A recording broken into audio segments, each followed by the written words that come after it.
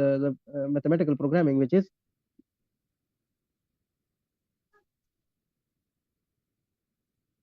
NLPP, or we can say that non-linear programming problems.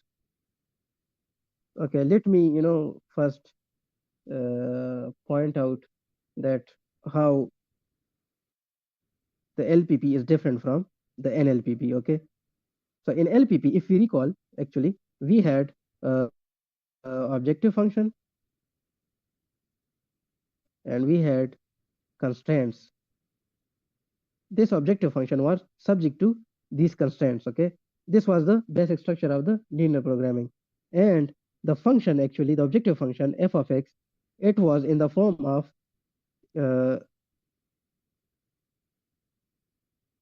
C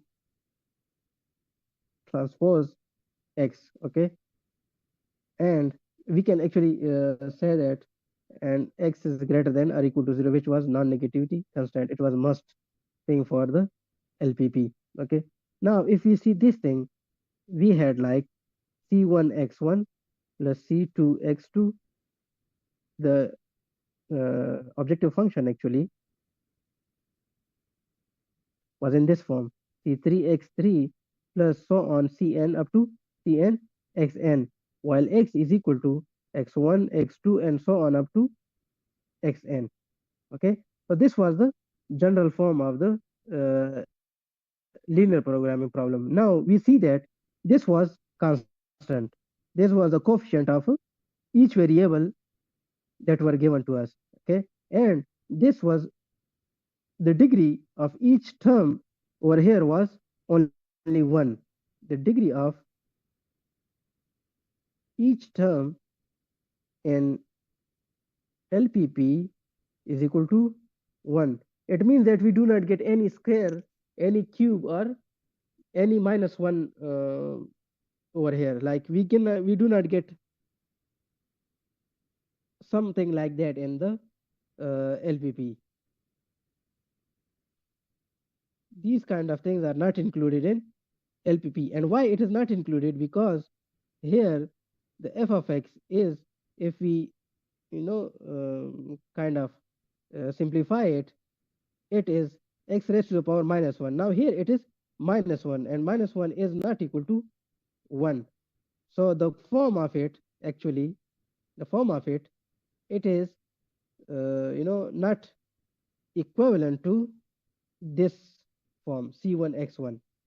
Now C is over C1 is equal to 1, which is equivalent to this, but the variable is not equivalent to this form which is given into the LPP. Okay, and the graph that we receive over here is somewhat like this. Okay, somewhat like this. Now we see that in this graph there are curves. Yes, so this is non-linear or curved graph, and in linear actually we had straight line graphs. Okay, and the solution it lied on the extreme points of that graph. For example, we had like two variables, okay, x1 and x2, and we had this. I will draw again this one. Okay, this is C1 and this is C2. This C1 represents that it is constraint 1, and this is the constraint 2. Okay, now we see that the feasible region is somewhat here. Okay, this was the feasible region.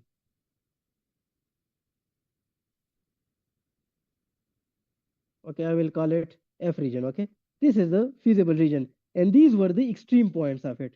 This is, for example, A, this is the B, this is C. Okay, these three for example, were the extreme points over here. Now the solution of this actually, the solution of this lies in one of these extreme points, A, B, and C.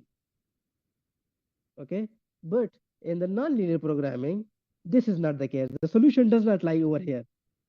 The optimal solution actually does not lie in the center or any, in the feasible region. Yes, the solution may be feasible in this. You can pick any point over here and the solution is feasible, but it is not giving you the optimal or optimum solution. The optimal solution will be on this, the extreme points, on one of the extreme points. This was the quality of the linear programming. Now we will, you know, introduce the nonlinear programming and we'll compare it to the solution space of the linear programming. Okay, and we will see what is the difference between a linear and nonlinear programming.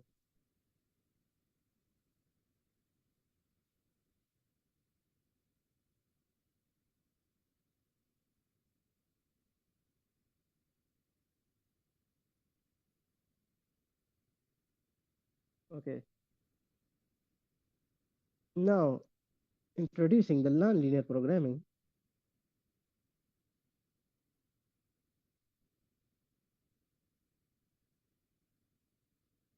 So these are the mathematical models actually in which either objective function or any of the constraint is nonlinear. Okay, and from nonlinear I mean that the degree of that term is greater than or equal to 2. Okay, so it is not, kind of, you can say that it is not necessary that all the objective function and all the constraints are nonlinear. Okay, in nonlinear programming, anything like a term, a single term in objective function or any constraint, any of the constraints. So if only one thing is in nonlinear in the mathematical model, the whole problem actually becomes a nonlinear programming problem.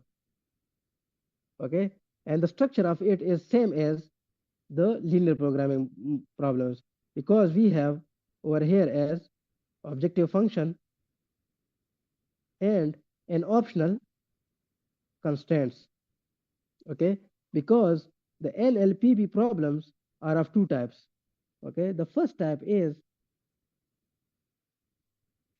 not constraints or unconstrained, and the second is constrained. In the unconstrained models, actually, we do not have any kind of constraint associated with model. While in constraint, there is a minimum of one constraint associated. Okay. Now, for example, here in the unconstrained model, for example, I say that f of x is equal to y is equal to 1 over x. Okay, and I just write this function. Okay, now we have no constraint over here. There is no limitation to it. Okay, now this is called the unconstrained or not constrained model. While in the constraint, if I say that f of x is equal to y is equal to 1 over x and x is less than or equal to 1 and it is greater than or equal to 0, then this is the constraint model, because we have a constraint for the x value, and we see that the x value is greater than 0 and less than 1. So it is in between 0 and 1, while 0 and 1 are included. So these are the constraint problems. Okay. Another example is, for example, we say that f of x is equal to x1 square plus x2 square plus 2 into x1 x2. Now we see that the variable x's are 2, x1 and x2 are involved over here. So there are two variables, okay, two decision variables. Okay, and the degree of x1 is 2, the degree of x2 is also 2, and the degree of 2x1 x1, the combined degree of this is also 2. Okay, so this is also a nonlinear programming problem, and this will actually make a curve. Okay, this problem, when plotted on a graph or in some plane, it will make a curve. So the nonlinear programming problems will actually make a curve instead of the straight line graphs. These will create curves, and we will study those curves for the maxima and minima. Okay, another example I can say that is, for example, we say that f of x is equal to uh, x2 square minus x1. Okay, so this will make a kind of like this kind of graph,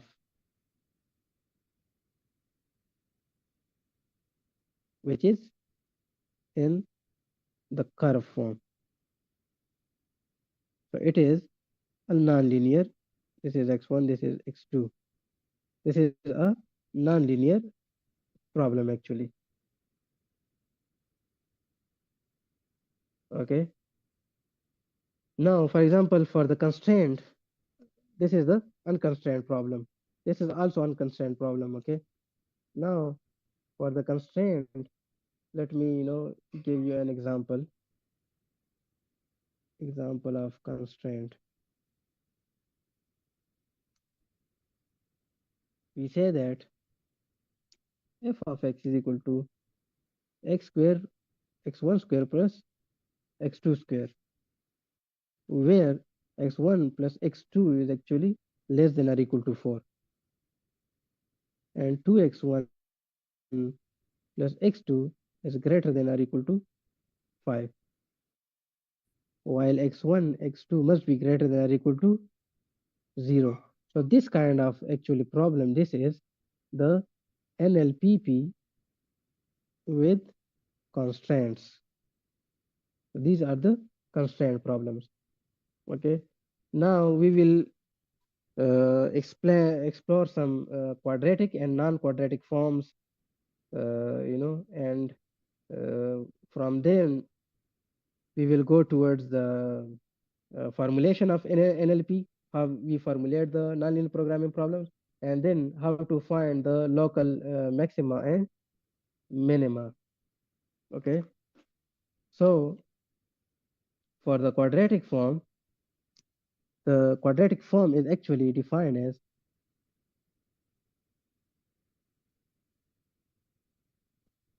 the NLP, these nonlinear programming problems, in which the degree of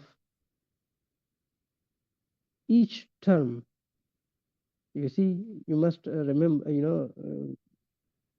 understand this thing, each term is 2, then it is in the quadratic form. For example, we have f of x is equal to x1 square plus 2x2 square plus 4x1 x2. Now we see that here we have, the degree of 2 over here. The degree over here is also 2, and the combined degree, this is one term, this is second term, and this is the third term of the function. This is as a whole is function, and this function has three terms. Okay, this is the first term in which x1 is actually explained.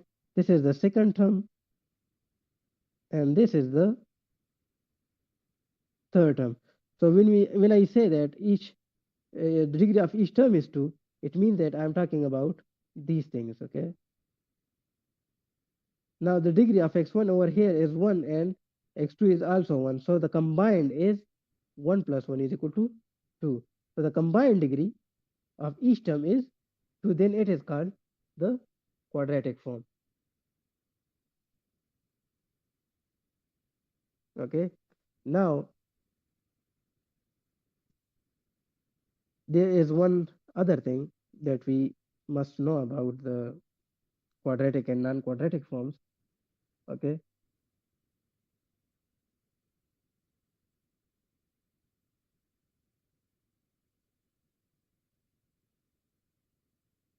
Like this one is a single term. This is also a single term, and this is also a single term. So for each term combined, like this one, it has a combined of 2. This is also has combined of 2. Now this has two actually variables over here. So the combined of these two variables is also 2. 1 plus 1 is equal to 2. This has single variable and it is 2. This is also single variable and it has a square 2. Here we have two variables in the single term. So the combined of these actually the variables in a single term is 2.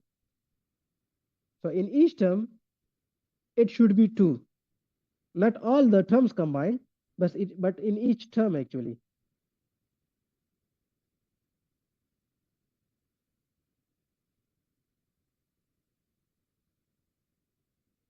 Yes, for example, if for a non-quadratic actually, how I can say that this is quadratic and this is non-quadratic.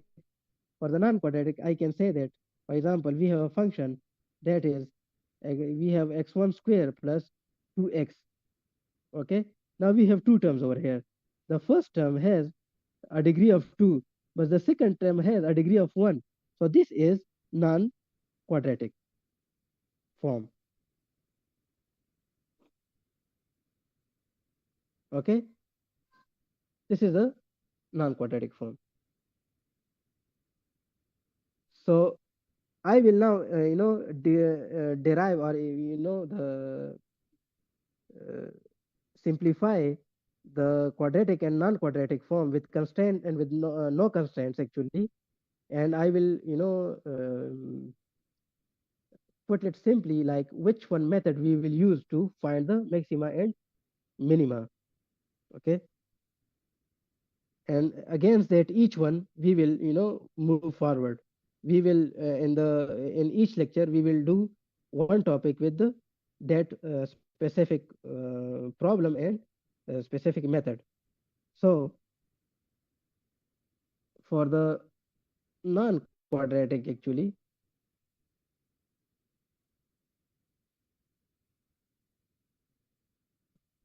the quadratic actually are of two types. Okay, the constrained and the unconstrained. So the unconstrained and quadratic, these can be solved into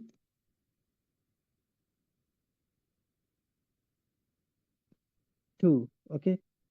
Now the unconstrained and non-quadratic, the unconstrained and quadratic, it will be solved by symmetric matrix.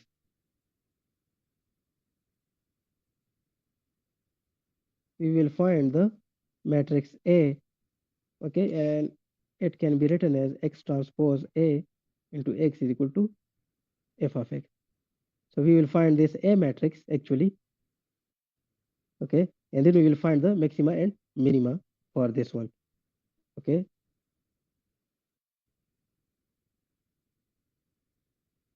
So for quadratic and non-quadratic actually, the unconstrained and quadratic and the unconstrained and non-quadratic actually, this can be solved by Hessian matrix. Okay, and this is denoted by h of x. We need to find the h of x in the non-quadratic and unconstrained. For quadratic and unconstrained, we need to find the symmetric matrix A.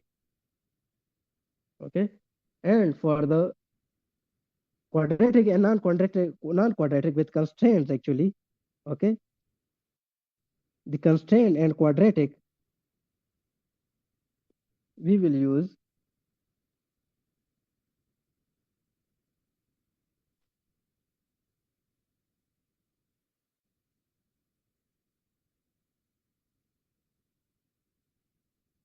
with equality constraint actually. For the equality, we use the Lagrange multiplier method. And for inequality constraints, we need to use the KKT method. Okay. So for the quadratic and non-quadratic, there are two kinds. Okay. The constraint quadratic and non-quadratic, and the unconstrained quadratic and non-quadratic. Now the unconstrained quadratic, the formulation of the nonlinear programming. Okay, so we have the problem of manufacturing firm which has two products, radios and TVs. So suppose X1 is the radios produced and X2 is the TVs produced. Now the quantity demanded is 1500 minus 5 into P1. This is the quantity demanded, and we have for the TV it is 3800 minus 10 into P2, and the unit price for both it is P1 for radio and P2 for the TVs. Okay. Now the cost function, simply like demand function, we have a cost function. The cost function is it is 200 x1 plus 0.1 into x1 square, and for TVs it is equal to 300 into x1 plus 0.1 into x2 square. Okay. Now the constraint, coming to the constraints are that the maximum radios and TVs produced are radios are less than or equal to 80, and for TVs it is less than or equal to 60. So these are the maximum production that can happen for TVs and radios. Now both of them, they use an electronic device or circuit.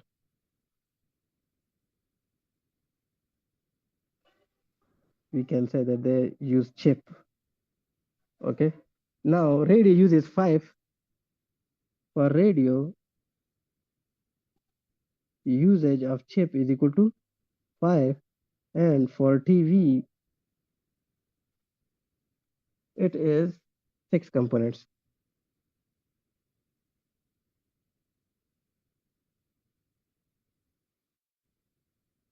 Okay, and the total chips available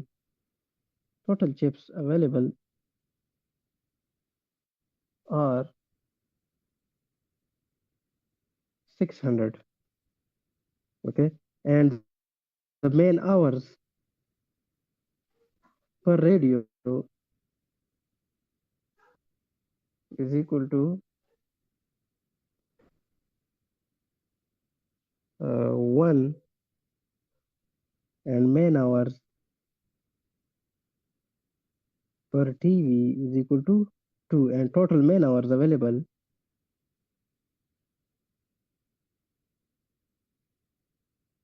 is equal to 160. Okay, now we have to make this mathematical model. So here begins the formulation of this model actually. Now we have a cost function of, for x1 it is 1500 minus 5 into p1, implies that Now we want to find the P1 actually. Okay, so P1 is equal to x1 minus 1500. So it will be minus 5P1 is equal to x1 minus 1500. So P1 is equal to x1 divided by minus 5 minus 1500 divided by minus 5. So it will be equal to, this minus minus will become plus, so it will be equal to 300 minus x1 divided by 5. Or we can say that 300 minus 1 over 5 will become 0.2. So this is the price for the radio. Now P2 is to be found. Okay, now we have the cost function for P2. The TV is equal to 3800 minus 10P2 is equal to x2. Now we want to find P2, so we will convert this 10P2 on this side, and we will convert x2 over this side. So it will become 300. It is plus, so it will become minus over there, and it is minus, so it will become plus over there, which implies that P2 is equal to 3800 minus x2 divided by 10. It becomes 380 minus 1 over 10 into x2. So it will become 380 minus 1 over 10 will become 0.1. So this is the value for P2. Okay. Now we have P1 and P2 found. Okay. Now when we have P2 and P1, we need to find uh, actually the objective function. The objective function is to maximize profit. Now profit is equal to revenue minus cost. So revenue is the sale price and cost is the cost function. So this is P minus C. Now we have uh, 300 minus 0.2 x1 into x1 plus 380 minus 0.1 x2 into x2 minus, now this is the pricing. Okay, and now we will discuss the cost. The cost is already given to us, which is cost function. It is already given over here. We write over this thing. This is 200 x1 plus 0.1 x1 square minus 300 x1 plus 0.1 x2 square. So this is the profit. Okay. Now maximize z is equal to this whole function. Okay, and subject to writing all this over here, copying this just. Okay, we can then simplify it because we want to multiply it with the x1 over here. So it will become 300 x1 minus 0.2 x1 square. It will become like this: 300 x1 minus 0.2 x1 square plus 380 x2 minus 0.1 x2 square. Okay, minus 200 into x1 plus 0.1 x1 square minus 300 minus 0.1 x2 square. This is 300 x2. So it will become 300 x1 minus 200 x1. It will become 100 x1. Okay, plus minus 0.2 x1 and 0.1 x1. So it will become minus 0.1 x1 square. Okay, 380 x2 minus 300 x2. It will become 80 x2 plus 80 x2. Okay, and minus 0.1 x2 square and minus 0.1. It will become minus 0.2 x2 square. So this will be the maximum z function that we get in the final. Okay, now subject to, we know that the maximum radios are less than or equal to 80, and maximum TVs are less than or equal to 60. So this is constraint 1, this is constraint 2.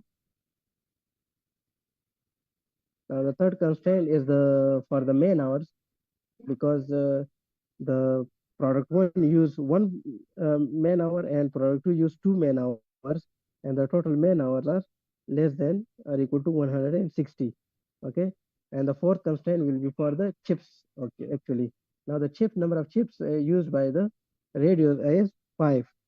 So we write 5x1 plus the number of chip used by TV is 6, so we will write 6x2, and the total chips available per day is equal to 600. So this is the fourth constraint. So this is an x1, x2 greater than or equal to 0. So this is the whole NLP problem actually. Now we see that the most important critical thing is that this one is linear, this is also linear, this thing is also linear, the fourth constraint is also linear. Okay, all of these are linear, but if you see the objective function is non-linear. So that is what it makes it the non-linear programming model. Okay, only the objective function is non-linear.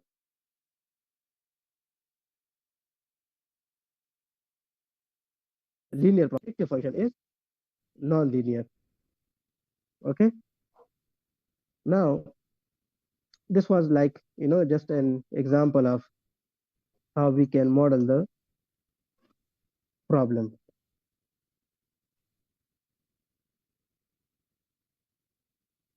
Now for that actually, the next thing that we will do is the finding the Hessian and symmetric matrix for quadratic and non-quadratic forms. Okay, so we have two kind of forms, the quadratic form and non-quadratic form in the NLP, non-quadratic form. Okay, I already just briefly discussed it, that quadratic form is that when degree of each term in a function is 2. Okay, and non-quadratic is when degree of each term in NLP is not 2, then it is the non-quadratic form. Okay, now for the quadratic form actually we find the asymmetric matrix. It's also termed as A. And for the non-quadratic form, we call it h of x, and we find the Hessian matrix. Okay. Now we will find out the Hessian and symmetric matrix, you know, in the in this session. You want to ask something?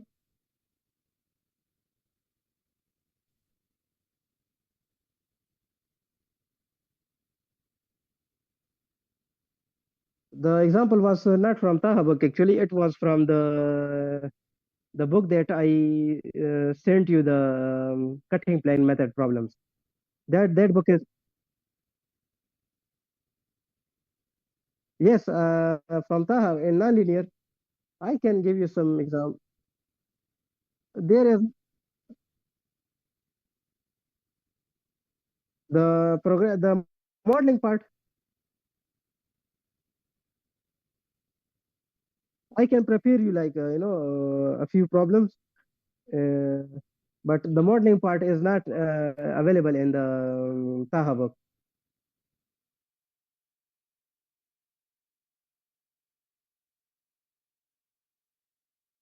That is why your teacher preferred another book. You don't even have like introduction.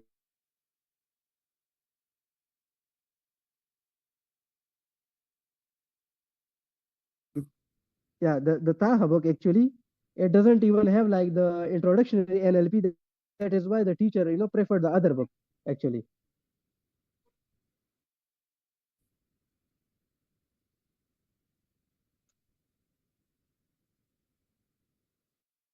Let me, I will be like it. there are some examples related to it.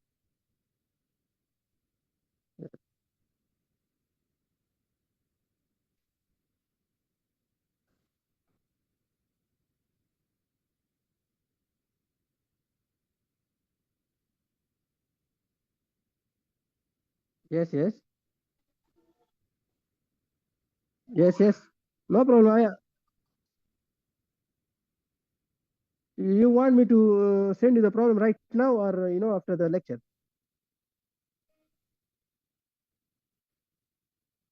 You want me to solve another?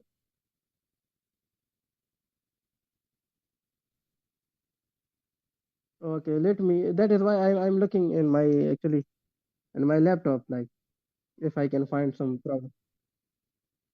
Yes.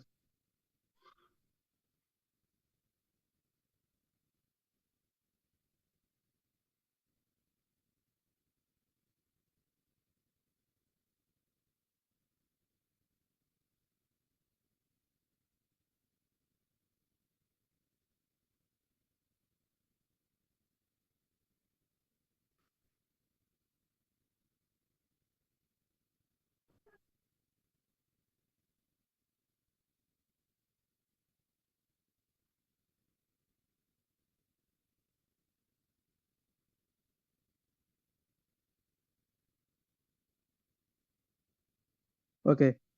Uh, Here is an example. Example two in that book. Actually, it is not that complex. Actually, like we did solve it for the TV and radio problem, but I will do this. It says that the bake company orders sugar from Sugar Co. Okay, and the per pound purchase price of the sugar depends upon the size of the order. You know, if they order more, the price of the sugar declines. If they order less, the price of the sugar is a bit high. Yes, the page number is 611, 611, and it is example two. I will send you a screenshot of it. Okay.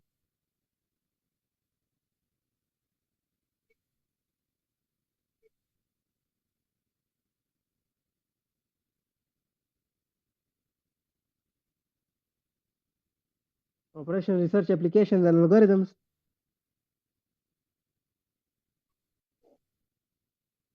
I mean this one.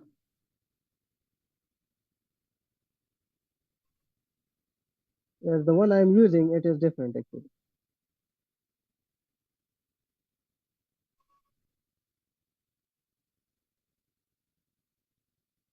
I will send you. I'm sending you the screenshot. Okay.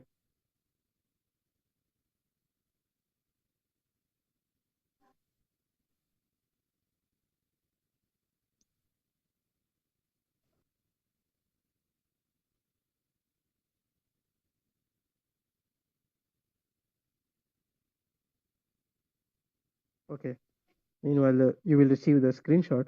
So it says that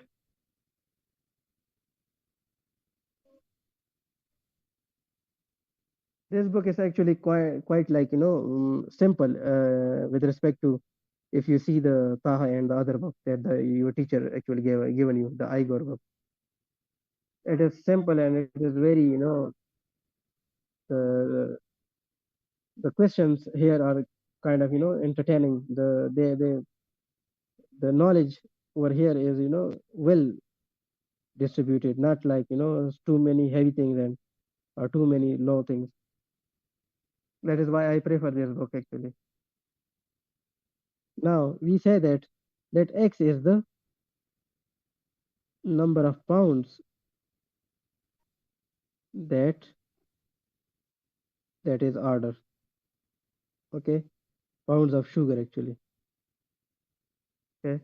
Now we have a table that is given to us, and this table is that it is the price per pound of sugar, and this is the order size. Okay, because when the order size change, the price is also changing. Okay, this is not constant, it is changing, it is kind of dynamic thing. So when it is between 0 and 100, the price per pound is $25. When it is between 100 and 200 pounds, the per pound price is $20. And when the price change, when the order is greater than 200, more than 200 pounds, then it is $15. So now the function of x actually here is CI, which is the cost per pound, and XI. Okay, X is the number of pounds that is ordered. So both of them are actually variable. Okay. Now we can divide this function into actually three parts, because for each order size we have a different function. So f of x is equal to 25 into x when x is less than or equal to 100 and greater than 0, and f of x is equal to 20x when the order size is between 100 and 200, and f of x is equal to 15x when x is greater than 200 pounds. Okay, so this is the mathematical model, and it is, without a constraint. Actually, we have a limit for x given, but actually this decision variable, it is not controlled. It is only controlled by the order of it, which is an external thing. It does not have any internal limitation or constraint. This is the objective function. I will come up with some few examples.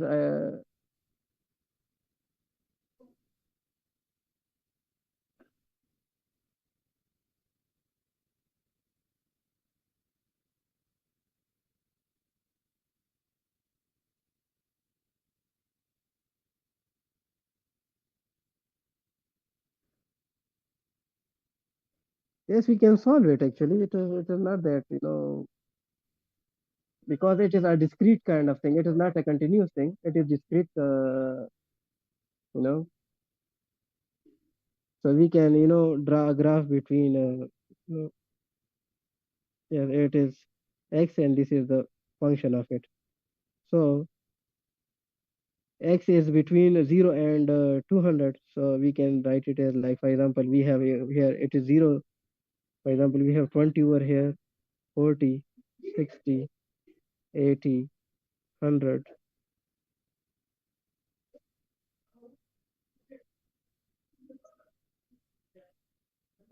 The question is that whether it is it is asking that whether this problem is continuous or, it is discrete.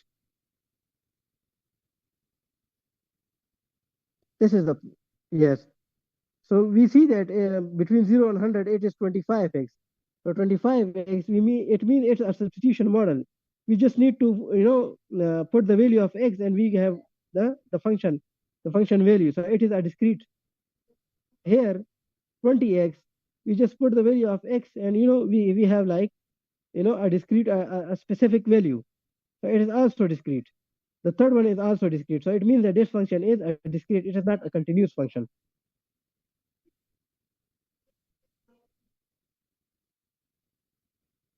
It will give you straight values.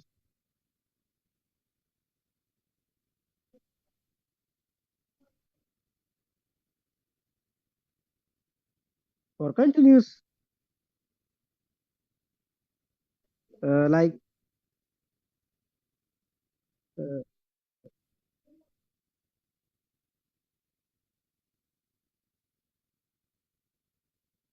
In decimals, no, in decimals is also when we do not give, when it does not give you like a straight integer or decimal value, then it is discontinuous. For example, we have like 25x square. Well, f of x is equal to 25x square. This is continuous because first you have to find the derivative of it,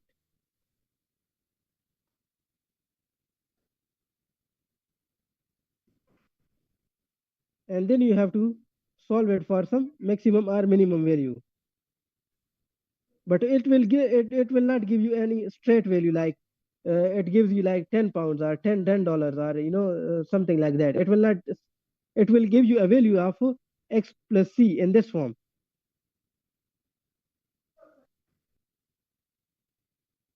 It will always give you a variable value.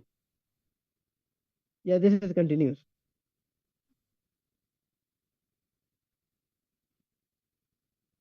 Yeah.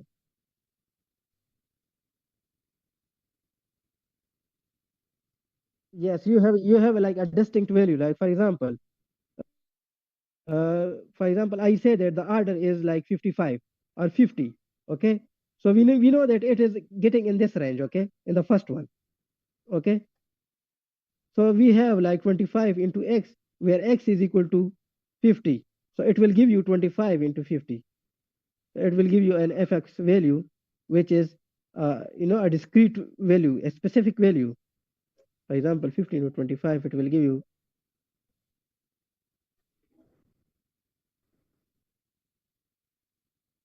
it will give you 1250. 1250 is a distinct value. It will not give you some another variable, or not, it will not give you a relationship with another variable. It will give you a constant value. While in this form, you will give it a variable and a constant with it.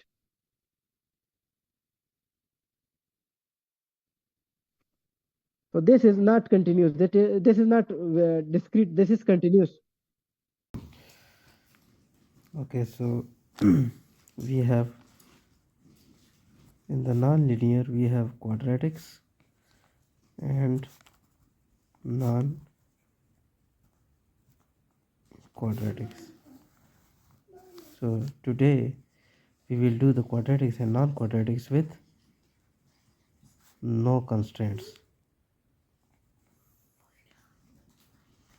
or non-linear programming problems with no constraints. Okay, so when we have quadratics, okay, and have no constraints,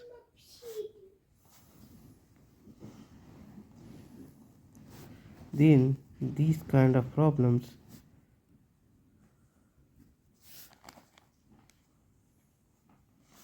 are dealt with using symmetric matrix A. Okay, so f of x can be written as x transpose A into x, where x is equal to x1, x2 up to xn. Okay, and A is equal to a11, a12, a13 and up to a1n and a21, a22 and so on, 2n, a and so on, a n1 and so on, a n, and it is n cross n square matrix. Okay, this A is a square matrix with n cross n elements. Okay, so we know that the function or the objective function is given, and quadratics is given as c11 x1 square plus c22 x2 square and so on up to cnn xn square plus c12 x1 x2 plus C13 x1 x3 and so on up to Cn minus 1 x n minus 1 x into xn. This is the complete form of the quadratic form actually, and you see that the degree over here in each term is 2. Okay, now this C11, if we want to find the A matrix in this, A11 is equal to C11, okay, or we can say that AII is equal to CII and AIJ is equal to Cij divided by 2 for all I not equal to j. It means that when I is equal to j, for example, we have like A11, A22, A33, A44, so it will be equal to C11, C22, C33 and C44 and so on up to CNN. Okay, but when I is not equal to j, for example, we say that A12, then it is equal to C12 divided by 2. Okay, I will do an example and you will understand it. So when we have quadratics with no constraint, then we use the asymmetric matrix. Okay, now we have an example. That f of x is equal to x1 square plus 2x2 square minus 7x3 square minus 4x1 x2 plus 6x1 x3 plus or minus actually minus 5x2 x3. Now first we confirm it that whether it is in quadratic form or not in quadratic form. Okay, so here we see that the degree of x1 is 2, the degree of x2 is also 2, the degree of x3 is also 2, the degree of x1 x2, this is also 2, this is also 2, and this is also 2. So every term we have 6 terms over here, and every term has a degree of 2. So it is a quadratic form with no constraint. Now to see this, we say that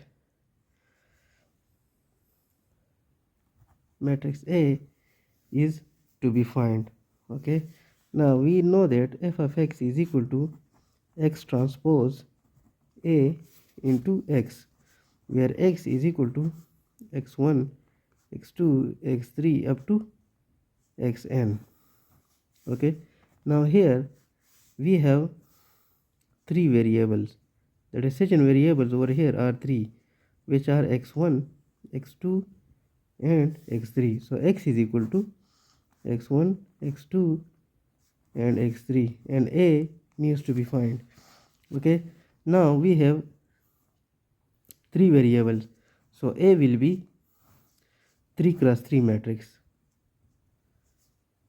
Okay, now here we first of all we will have A11, A12 and A13, here A21, A22 and A23, and A31, A32 and A33. Now we know that A11 is equal to C11. Now C11 over here, it is x1 square. Okay, so x1 square can be written as x1 into x1, 1 x1 into x1. These two, the product of these two will make 1 x1 and 1 plus 1, which will become 1x1 square. Okay, so now the coefficient of x1 is C11. Okay, and C11 over here is 1. We have 1 over here, so C11 is equal to 1. Okay, so in place of a11 we will write 1 over here. Okay, now C22 is the coefficient of x2 square, which is 2 over here. Okay, so the diagonals are a11, a22 and a33. So in diagonal we will write this C22, we will write is equal to 2, which is equal to a22. Now a33 is to be found. So a33 is the coefficient of x3 square, so it is -7 and it is equal to C33. Okay, so in the third diagonal here we will write -7. Now we need to find a12. We know that a12 is equal to C12 divided by 2, and C12 is the coefficient of x1 x2. Now here we have -4 into x1 x2, so -4 is actually the coefficient of a12. Okay, so C12 here is equal to -4. -4 divided by 2 we will get -2, and we know that a12 is equal to a21. So here we will have a12 which is equal to -2, and a21 it will also be equal to -2. Okay, I will say that here we will have a13 is equal to a31 is equal to C13 divided by 2. Now C13 is the coefficient of x1 x3. Now x1 x3 has a coefficient of 6 here. Okay, so it will be 6 by 2 is equal to 3. So a13 is over here, it is equal to 3, and a31 is also 3. Now we need to find a23 is equal to a32 is equal to C23 divided by 2. Now C23 is the coefficient of x2 x3, which is -5. So is equal to -5 divided by 2 is equal to -2.5. So here we can say that it is -2.5, and here also -2.5. So it is the symmetric matrix. Okay, so that is how we find the symmetric matrix, and this matrix will be used when we do the when we find the local minima or local maxima. I will explain it when we will do the local minima and local maxima. But for now, when we have the quadratic form, actually then we find the matrix A, and matrix A is equal to a11, a12, a13, a up to 1 a1n in the first row, a21 up to a2n in the second row, and so on, and n1 up to ann in the final row, and it will be n cross n square matrix. This is all you need to know up till now. Okay, so we have another condition when we have the non quadratic form with no constraint. When we have such conditions with non-quadratic form and no constraint, then we use the Hessian matrix H of x. Okay, we do not find the symmetry matrix, we find the Hessian matrix in such. So for example, we have an example over here. Okay, we have like 2x1 square minus x2 square plus 4x1 x2 plus x3 square. Okay, now in this one actually this is 2, 2, this is also 2, this is also 2. So this is the quadratic form. Okay, when we have quadratic form, we find matrix A, and matrix A over here, it will be a 1 1, a 1 2. It is having like two variables only. The variables are x1 and x2, so it will be 2 cross 2. Okay, and it will be a 2 1 and a 2 2. Okay, so a1 1 is equal to c1 1. So for x1 square, the coefficient is 2, so c1 1 is equal to 2 is equal to a1 1. a2 2 is equal to c2 2, and it will be the coefficient of the x2 square, which is equal to minus 1. Okay, now a1 2 is equal to a2 1. Okay, and it is equal to c1 2 divided by 2. So c1 2 actually, sorry, it has 3 variables. Sorry, it has 3 variables. There are also x3 over here. So it will be a1 3, a2 3, and a3 1, a3 2, and a3 3. Okay, so this is okay, this is done. a2 1 is equal to c1 2, c1 2, x1 x2, it is 4, so 4 divided by 2 is equal to 2. Okay, so a1 to a2 1 is also found, a1 1 is found, a2 2 is found, a3 3 is the coefficient of the x3 square. X3 square has coefficient of 1, so it is equal to 1. Okay, now we do not have any x1 x3 and x2 x3, so these coefficients will be equal to 0, so we will put 0 right away. Okay, so the matrix A over here is a1 1 is 2, a1 2, and a2 1 is equal to also 2, and a1 3 is 0, and a3 1 is also 0, because here we don't have any x1 x3, so we will put 0 over here. Okay, now a3 3 is actually 1 over here, and a2 2 is minus 1. It is 0, it is 0, because we do not have x2 3 and x3 2. Okay, so this is the corresponding symmetry matrix, because we found that this is the quadratic form, not non-quadratic. Now we have an example for the non-quadratic form.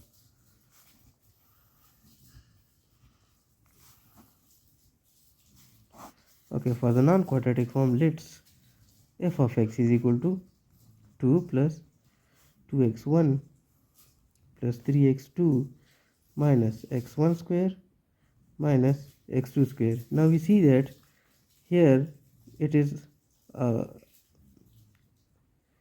here it is a number, and we don't have any variable over here. It's pure number, which is 2. Okay, here in this these are all different terms divided by plus or minus. Okay, now here in the second term we have a power of a degree of 1. In the third one it is also a degree of 1, and this here with degree of 2, and here the degree of 2. So in all the terms there is no degree 2. We have 3 terms over here which have a degree of less than 2, so we can say that it is non-quadratic form. Now for non-quadratic form we want to find the h of x. Okay, now to find the h of x, x is equal to, we have x1 x2, so we have 2 variables over here. Okay, so for h of x we find the differential of the function with respect to x1. So we find the differential of 2 plus 2x1 plus 3x2 minus x1 square minus x2 square with respect to x1. So we can say that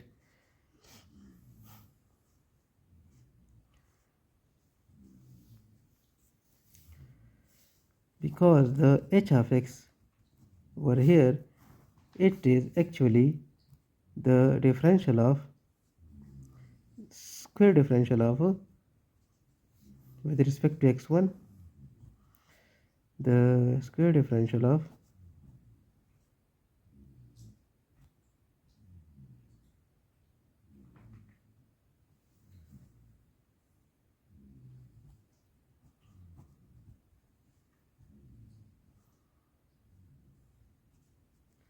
and so on. Here it will be x2 x1, here it will be square differential of x square.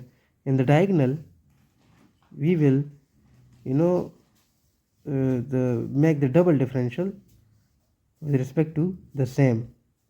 Okay, so first, in simple words, actually I will say that we first find the differential of this f of x with respect to x1, the first differential. Okay, so now d by dx1 of 2 plus, we will apply for all.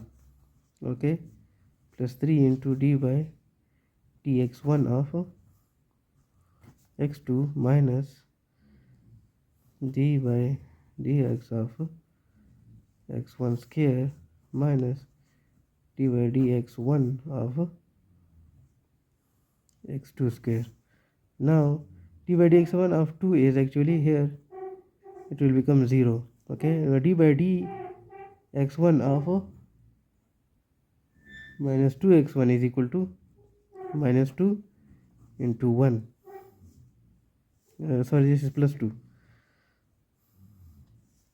Okay, plus 3, and d by dx of 1 of x2, it will become 0 because we do not have any x1 over here in the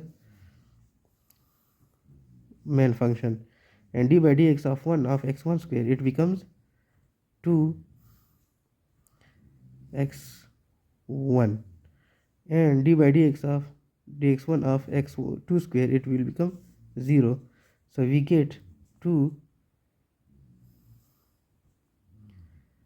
minus, this is minus 2x1 because it is minus over here.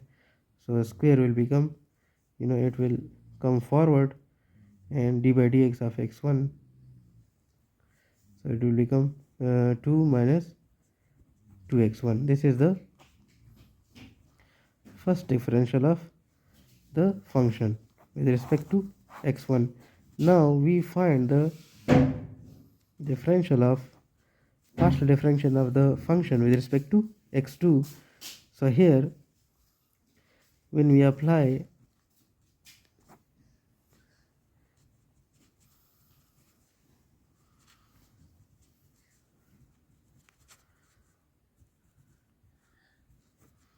okay, so here the 2, it will become 0. This is x1, so it will also become 0 because we cannot make the differential of another variable with respect to another variable.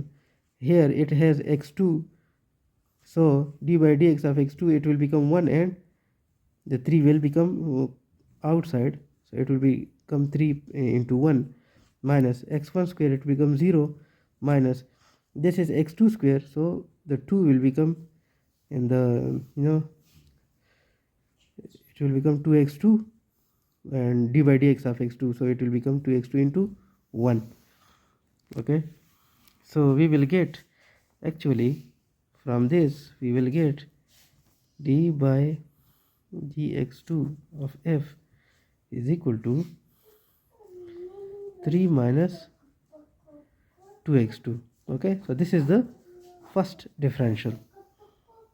Okay, now we know that the h of s matrix, it is equal to the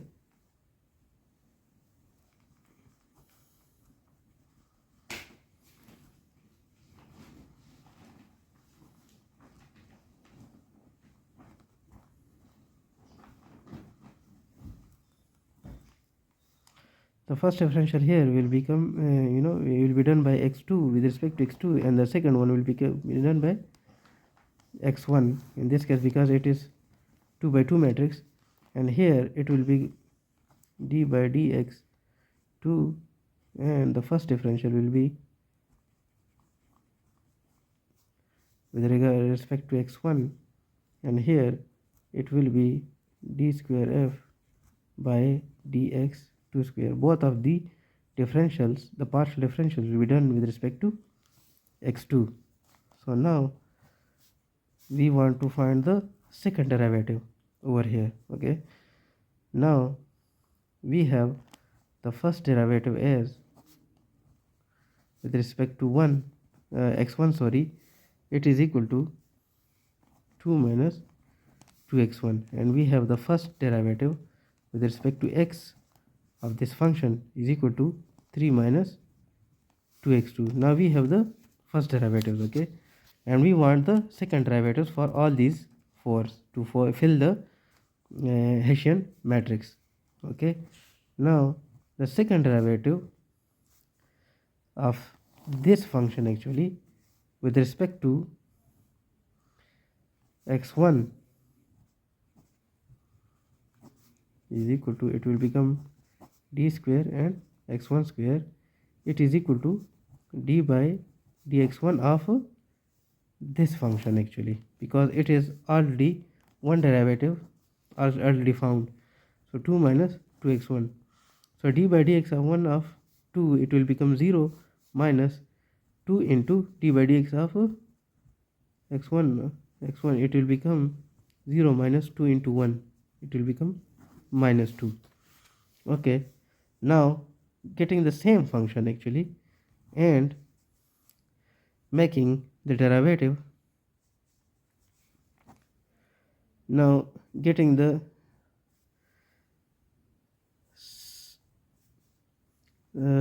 getting the second function now, d by dx x2,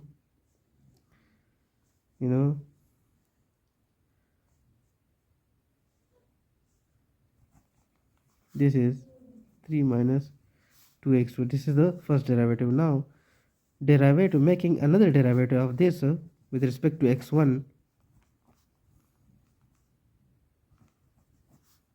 it will become d by dx of 1 of this, so it will become d by dx1 of 3 minus 2 into d by dx1 of x2. Okay, so it will become 0 minus 2 into, this will also become 0, so it will be 0.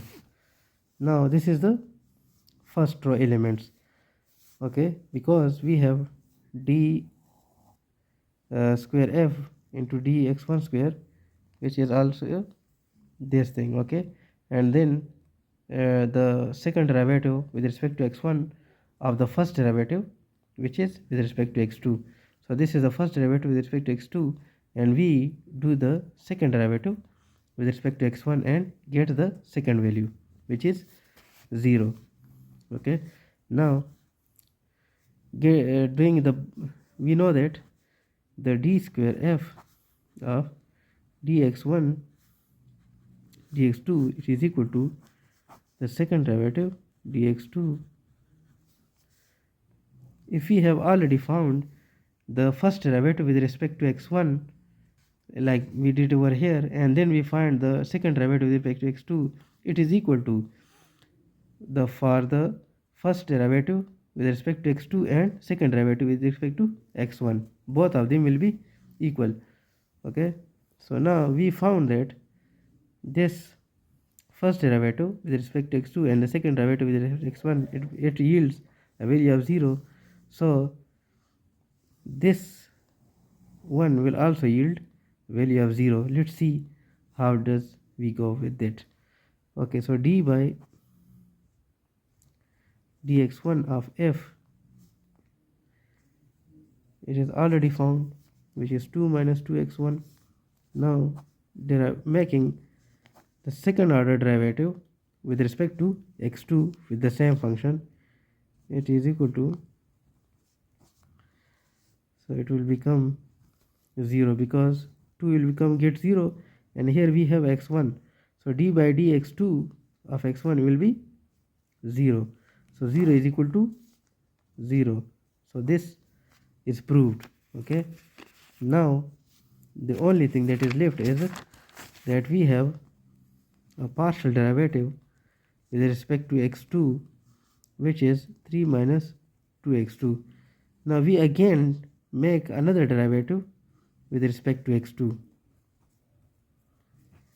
so it becomes d square f of dx2 square, and it becomes d by dx2 of this function 3 minus 2x2. So it will yield 0 minus 2 into 1, which is minus 2. So the h of x matrix over here, it will be equal to minus 2, 0, 0 and minus 2. So this is the Hessian matrix for the non-quadratic form.